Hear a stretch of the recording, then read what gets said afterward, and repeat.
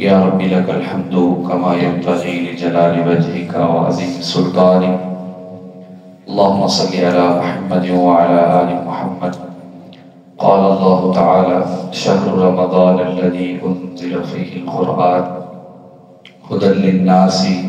وبینات من الهدى والفرقان۔ کل کے درس قرآن میں ہم نے اس چیز کا تذکرہ کیا تھا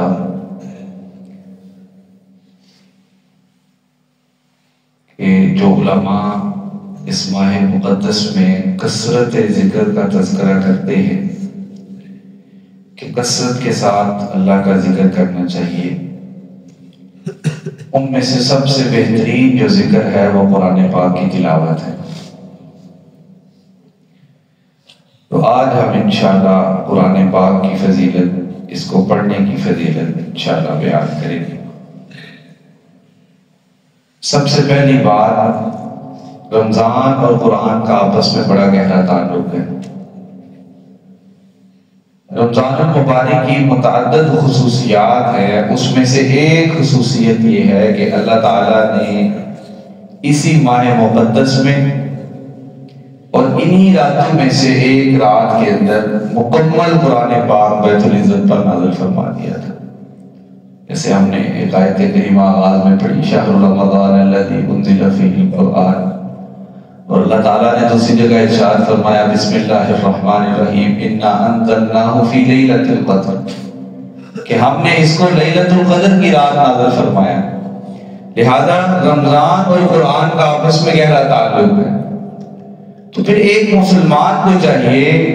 کہ اس قرآن کے ساتھ بھی اپنے تعلق کو مضبوط کر دے۔ جو بندہ مومن قرآن سے محبت کرتا ہے، اس کو پڑھتا ہے، اس کو سمجھتا ہے،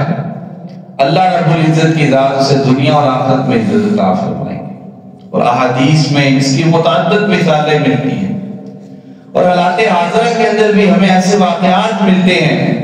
کہ جنہوں نے قرآن کے ساتھ محبت کی، قرآن کو پڑھا، قرآن کو سمجھا، قرآن کو سیکھا، قرآن کو سکھایا، اللہ تعالیٰ نے انہیں اس دنیا کے اندر بھی عزتیں عطا فرمائی۔ نبی کریم صلی اللہ علیہ وسلم کی حدیث ہے، آپ صلی اللہ علیہ وسلم نے فرمایا یہ قرآن کو جو پڑھتا ہے، صرف پڑھتا ہے، سمجھنے کے الفاظ نہیں ہے یہاں پہ، صرف پڑھتا ہے، یعنی کہ اس کی تلاوت کرتا ہے، تو کل قیامت کے دن یہی قرآن اس کے حق میں سفارش کرے گا، اور اس کی سفارش کو اللہ تعالیٰ رد نہیں فرمائیں گے۔ تو اس لیے ہمارا تعلق قرآن کے ساتھ مضبوط ہونا چاہیے۔ اور نبی کریم صلی اللہ علیہ وسلم نے قرآن پاک کے فضائل اور خصوصیات کو بیان کرتے ہوئے ارشاد فرمایا کہ جو بندہ سورۃ بقرہ کی آخری 2 آیات کو رات کو سونے سے پہلے پڑھتا ہے، وہ اس کے لیے کافی ہو جاتی ہے۔ یعنی کہ اللہ رب العزت کی ذات جائز خواہشات اور نیک خواہشات کی تکمیل کے لیے قرآن پاک کا ایک مسئلہ ہمیں عطا فرماتے ہیں کہ ان 2 آیات کو پڑھو، میں تمہاری نیک خواہشات کو پورا کر دوں گا۔ پھر اسی طرح نبی کریم صلی اللہ علیہ وسلم نے قرآن پاک کے فضائل اور خصوصیات کو بیان کرتے ہوئے ارشاد فرمایا جو سورۃ بقرہ کی تلاوت کرے گا اس کے گھر سے شیاطین بھاگ جائیں گے۔ پھر نبی کریم صلی اللہ علیہ وسلم نے اسی قرآن کے فضائل اور خصوصیات کو بیان کرتے ہوئے ارشاد فرمایا جو سورہ الملک کی تلاوت رات کو سونے سے پہلے کرتا ہے وہ قبر کے اندر بھی جو ہے اس کے لیے سفارش کرے گی، اور کل قیامت کے دن بھی اس کے لیے سفارش کرے گی۔ لہذا قرآن کے ساتھ ہمارا مضبوط تعلق ہونا چاہیے، اس کو پڑھنا چاہیے، اس کو سمجھنا چاہیے، اس کی تلاوت کرنی چاہیے، اس کا ایک ایک حرف پڑھنا ہمارے لیے ثواب ہے، رحمت کا نزول ہے۔ نبی کریم صلی اللہ علیہ وسلم کے ایک صحابی بیان فرماتے ہیں، صحیح بخاری میں حدیث ہے، وہ کہتے ہیں اللہ کے نبی میں رات کو تلاوت کر رہا تھا، میرے پاس میرا معصوم بیٹا لیٹا ہوا تھا، سویا ہوا تھا، میں قرآن پڑھتا تھا، اچانک میرا گھوڑا بلکنا شروع ہو جاتا تھا، اور مجھے ڈر محسوس ہونے لگتا تھا کہ اس گھوڑے کی وجہ سے کہیں میرے بیٹے کو کوئی نقصان نہ پہنچ جائے، تو میں قرآن کی تلاوت کو روک دیتا تھا۔ کہتے کہ میں جب تلاوت روکتا وہ بھٹکنا چھوڑ دیتا تھا، کودنا چھوڑ دیتا تھا، دوبارہ جب میں قرآن کی تلاوت کرتا پھر اسی طرح ہونے لگ پڑتا۔ صبح جب نبی کریم صلی اللہ علیہ وسلم کی خدمت اقدس میں پیش ہوئے، آ کر اپنا واقعہ بیان فرمایا، آپ نے فرمایا جب تم قرآن کی تلاوت کرتے تھے اللہ رحمت کے فرشتوں کو بھیجتا تھا، اور اگر تم کثرت کے ساتھ قرآن پاک کی تلاوت کرتے رہتے تو ہم سب بھی اللہ کی رحمت کے فرشتوں کو دیکھتے۔ لہذا جب قرآن کو پڑھا جاتا ہے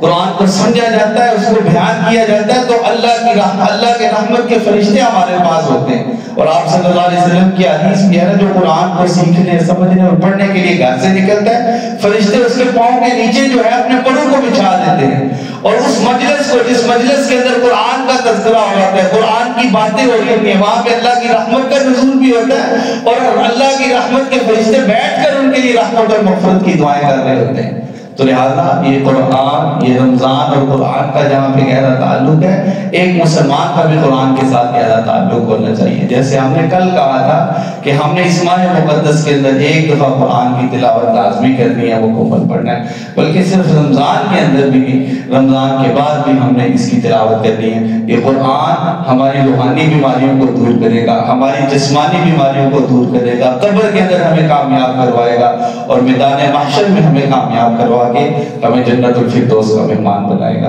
اللہ مجھے اور آپ سب کو عمل کی توفیق عطا فرمائے۔